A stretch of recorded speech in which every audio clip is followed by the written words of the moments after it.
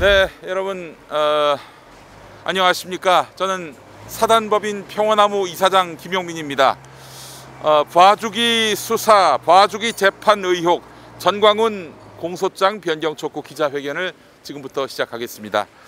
네, 평화나무가 작년에 사랑제일교회 담임 목사인 전광훈 씨를 선거법 위반으로 고발을 했습니다. 그렇게 해서 전광훈 씨는 구속됐고 중간에 보석이 됐습니다만 다시 구속되어 재판을 받다가 연말에 무죄로 풀려났습니다. 허선화 재판부의 판단으로 많은 분들은 알고 계십니다. 그렇습니다. 없지 않습니다. 그런데 전광훈 씨의 일거수일투족을 감시해온 평화나무는 검찰이 전광훈 씨에게 매우 유리하게 공소장을 짰다는 점을 여러 각도에서 확인할 수 있었습니다. 중요 혐의, 중요 법률을 누락하는 형식으로 말입니다. 우리는 검찰이 전광훈 씨를 비호했다라고 판단을 합니다. 그래서 검찰이 항고를 했는데 항고 과정에서 공소장 변경을 하지 않는다면은 1심과 똑같은 공소 논리로 재판에 임한다면 이건 역시 2심에서도 전광훈 씨를 무죄로 풀어주기 위한 그런 계획, 음모가 가동되는 것이라고 판단하지 않을 수 없습니다. 여러분 기억하실지 모르겠습니다만 평화나무는 작년에 전광훈을 내란 음모 혐의로 고발했습니다. 재작년에 전광훈을 내란 음모 혐의로 고발했습니다. 그런데 무혐의 결론이 났습니다. 검찰이 내린 무혐의입니다. 재판까지 가지 않았습니다. 그런데 전광훈 일당은 청와대로 진격하자, 문재인 대통령을 끌어내자, 순교하자 이렇게 선동했습니다. 심지어는 순국결사대라는 행동조직, 청와대로 진격해서 대통령을 끌어내고 순교하는 그런 취지의 순국결사대라는 행동조직도 만들었습니다. 이게 내란을 위한 구체적인 모의와 계획을 세운 것이라고 어찌 보지 않을 수 있겠습니까? 이게 내란 음모가 아니라면 무엇이 내란 음모란 말입니까? 저는 전광훈 씨가 힘으로는 문재인 대통령을 청와대에서 끌어낼 방법은 없고 또한 국민의 지탄을 많이 받지 않았습니까?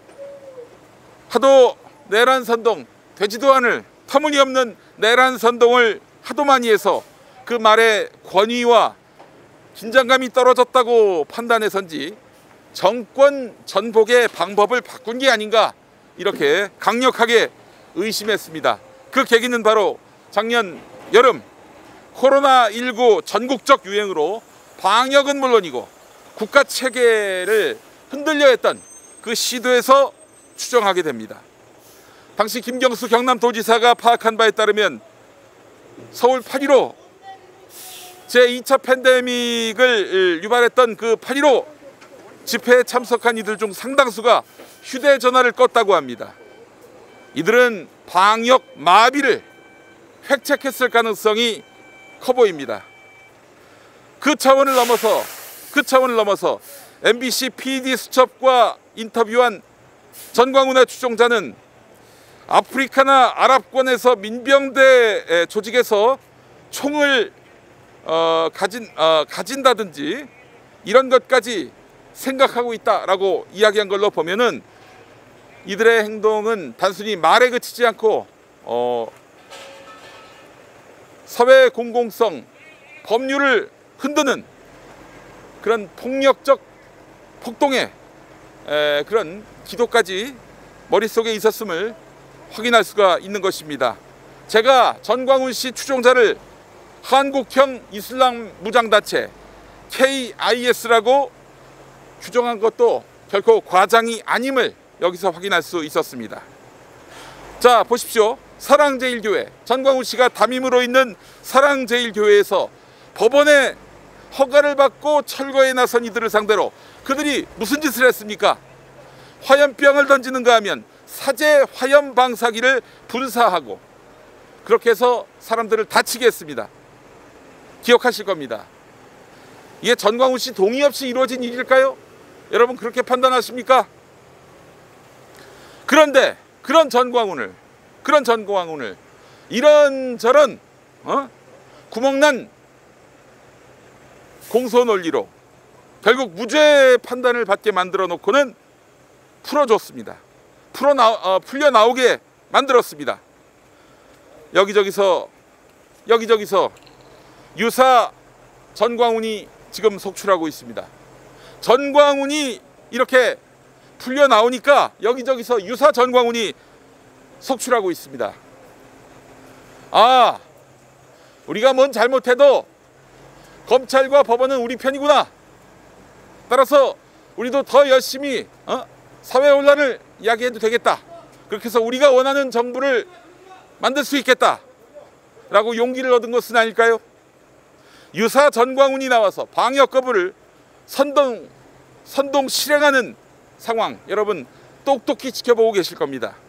인터콥은 물론이고 중소단위의 교회들, 내란 선동부터 방역 거부까지, 최근 극우 개신교 목사들, 종교를 빙자한 이 극우 정치 집단은 제가 보기에는 실행 방법은 달라도, 실행 방법은 다양해도 보기에는 한 뿌리입니다. 이들은 종교의 이름으로 정권 붕괴라는 정치 행위를 벌이고 있습니다. 이걸 제어해야 할 역할을 우리 국가와 공공은 누구에게 맡겼습니까? 바로 검찰과 법원에게 맡기지 않았습니까? 근데 지금 뭐 하고 있습니까? 전광훈이 풀려 나오게, 또 전광훈을 풀어주지 않았습니까? 지금 전광훈은 끊임없이 전국을 돌아다니면서 가짜 뉴스를 유포하고 있고, 또한 거짓 선전선동을 일삼으면서 혹세무민하고 있습니다. 윤석열 검찰총장님, 그리고 김명수 대법원장님, 이걸 방조하셨습니까? 아니, 조장하셨습니까? 핵심 혐의가 빠진 기소를 해놓고 과연 전광훈 유죄를 도출해낼 수 있었다고, 유죄를 도출해낼 수 있을 것이라고 생각하셨습니까? 저희 평화나무는 전광훈 씨에 대한 법리적인, 상식적인 판단이 나올 수 있도록 최선을 다하겠습니다. 이를 위한 첫걸음으로 공소장 변경을 요구합니다. 오늘 검찰에 공소장 변경 의견서를 제출합니다. 검찰이 만약 이를 받아들이지 않는다면 이건 전광훈을 봐주기 위한, 전광훈을 통해서 정권 전복을 시도하기 위한 그런 음모로 규정하지 않을 수가 없습니다. 평화나무는 끝까지 검찰의 공소장 변경을 통한 전광훈에 대한 유죄 도출을 위해서 최선의 활동을 벌일 것을 약속드립니다. 이상 사단법인 평화나무 이사장으로서 제 의견을 말씀드렸고요. 계속해서 저희 사단법인 평화나무의 사무총장이신 우리 신기정 총장님께서 기자회견문을 낭독해 주시겠습니다. 이쪽으로 오시죠.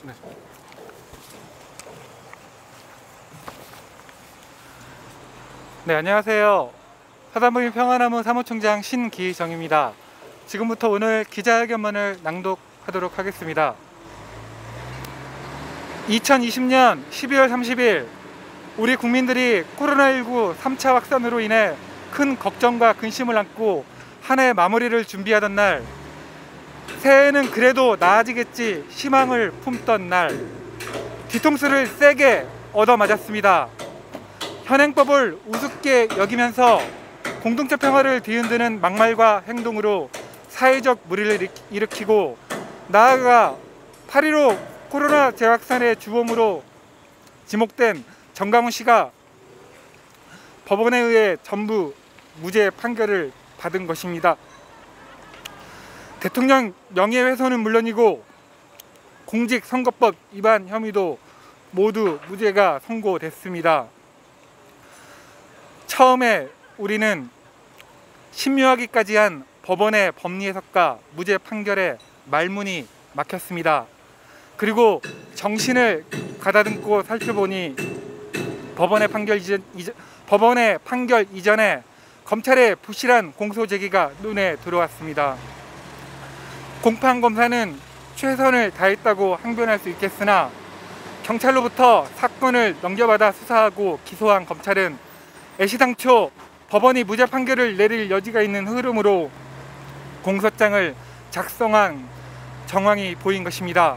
특히 평화나무가 제기한 핵심 고발 내용을 누락시킨 채 공소를 제기한 것은 큰 패착으로 보였습니다. 평화나무는 정강훈 씨가 2019년 12월 31일 밤 광화문 광장에서 수많은 지지자들을 모아놓고 진행한 송구 영신예배 집회에서 고영일 기독자유당, 현재는 기독자유통일당이죠, 고영일 기독자유당 대표를 무대로 불러 소개하고 대담하면서 기독자유당의 4.15 총선 승리와 원내 진출을 노골적으로 기원하고 지지했습니다. 이 장면에는 핵심적이고 명백한 공직선거법 위반 행위가 담겨 있었습니다. 수많은 집회 참가자 앞에서 특정 정당 기독자유당 대표를 호명해 불러 소개하고는 996만 기독인들이 기독자유당에 많이 투표해서 많은 당선자, 구체적으로 20석 이상의 당선자를 내야 한다는 취지의 발언을 서로 주고받았습니다. 이 장면은 정강훈 씨에게 무죄를 판결한 재판부가 무죄 판결의 이유로 둘러댄 지지하는 정당이 특정되지 않았다, 단순한 의견 표명이다 등의 이상한 법리 해석이 원천 봉쇄될 수 있는 사실 증거입니다.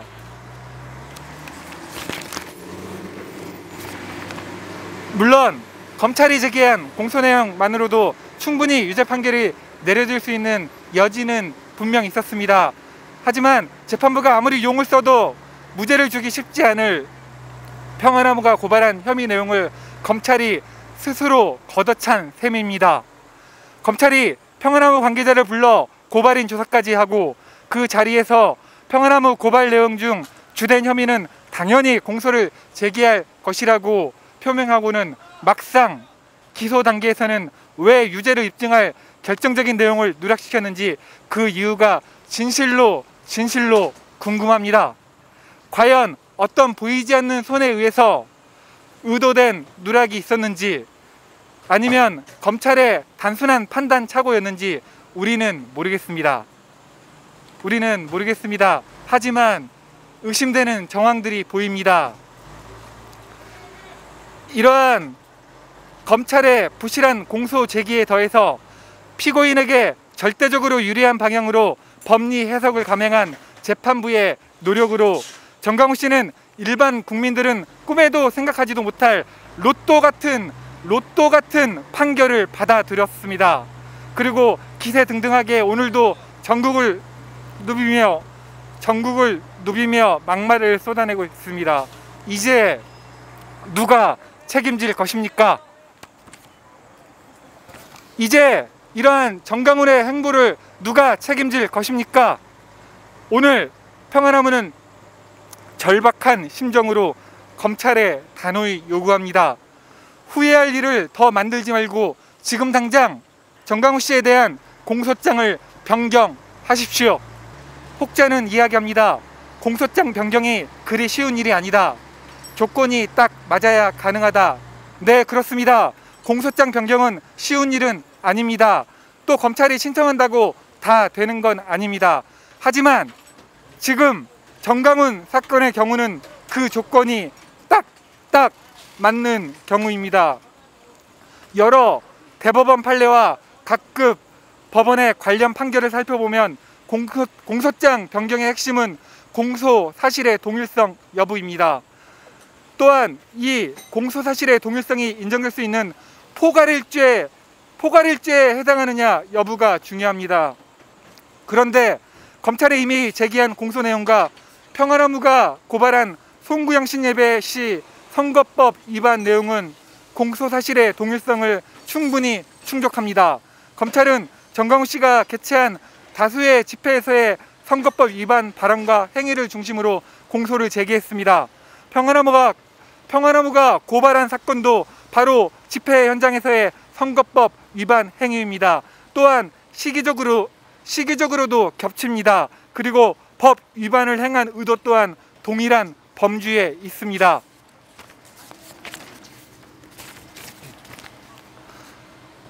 반드시 같은 시간, 같은 장소에서 한 행위들만 공소사실의 동일성이 성립하는 건 아닙니다. 대법원은 판례를 통해 기본적 사실관계의 동일성을 판단함에 있어서는 그 사실의 동일성이 갖는 기능을 염두에 두고 피고인의 행위와 그 사회적인 사실관계를 기본으로 하되 규범적 요소도 아울러 고려해야 한다.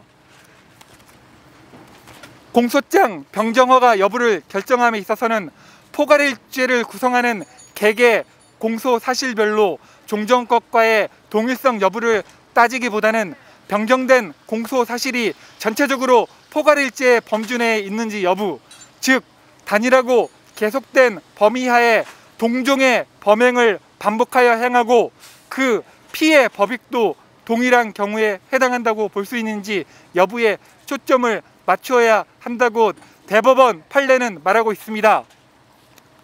쉽게 말해서 같은 의도를 가지고 동일한 패턴으로 범죄 행위를 했다면 공소사실의 동일성이 인정되고 포괄일죄에 해당한다는 것입니다. 예를 들어 오늘 집회에서 선거법 위반 발언을 하고 내일 또 비슷한 집회에서 선거에 개입하는 발언을 했다면 이 두 사건 중에 최초의 첫째 날 집회 발언에 대해서만 공소를 제기했다 하더라도 나중에 둘째 날 집회 발언에 대해서도 공소 내용을 추가하여 공소장을 변경할 수 있다는 말입니다. 우리가 가장 많이 알고 있는 사건이 있습니다. 바로 2012년 대선에서 국가정보원 사이버팀이 댓글 공작을 펼쳐서 기소된 사건입니다. 이때 검찰은 1심 재판에서만 3차례 3번에 걸쳐 공소장을 변경했습니다. 초기에는 인터넷 게시판 댓글 조작을 중심으로 해서 공소를 제기했는데 추후에 트위터를 통한 선거 개입 혐의가 포착돼 이를 공소 내용에 추가한 것입니다.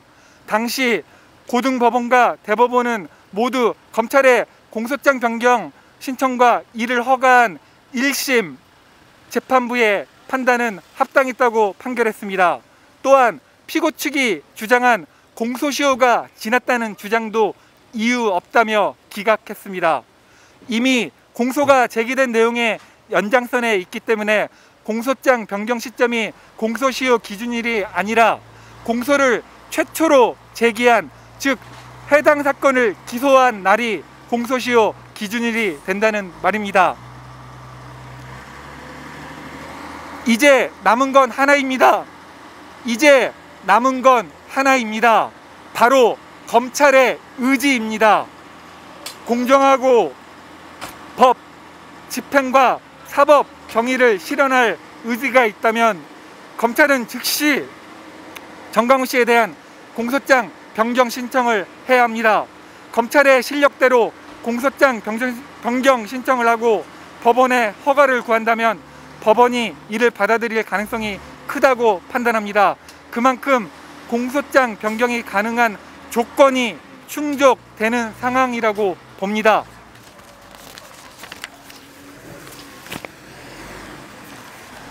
다시 한번 검찰의 신속한 공소장 변경과 철저한 공소 유지를 촉구하며 또 간곡히 요청드립니다. 앞으로 열릴 정강훈 씨에 대한 2심 재판에서는 법의 형평성이 온전히 유지되고 공명정대한 판결이 내려지기를 모든 시민들의 마음을 모아 기대합니다. 감사합니다. 2021년 1월 22일 사단법인 평화나무 이상 오늘 기자회견을 모두 마치도록 하겠습니다. 감사합니다.